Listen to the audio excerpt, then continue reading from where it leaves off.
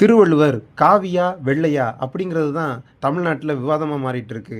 குமரி மாவட்டத்தில் போனால் திருவள்ளுவர் எங்கள் ஊரில் தான் பிறந்தார்னு சண்டை போட்டுட்டு இருப்பாங்க. ஆனால் உண்மையிலேயே திருவள்ளுவருடைய உருவம் எப்படி இருக்கும், அவர் எந்த சமயத்தை சார்ந்தவர், இப்படி பல கேள்விகளுக்கு விடை தருது சமீபத்தில் குளச்சல் வரதராஜன் அவர்கள் எழுதிய திருவள்ளுவரை அறிவோம் என்ற புத்தகம்.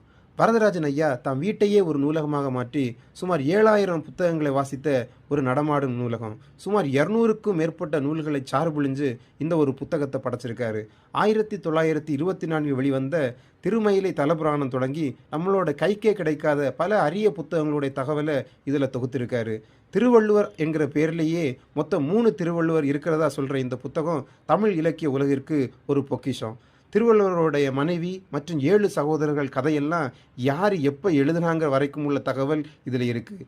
எல்லாத்தையுமே சுக்கு நூறாக உடைச்சிருக்காரு. ஆய்வு மாணவர்களுக்கும் தமிழ் ஆர்வலர்களுக்கும் இது ஒரு சிறந்த வழிகாட்டி நூல்.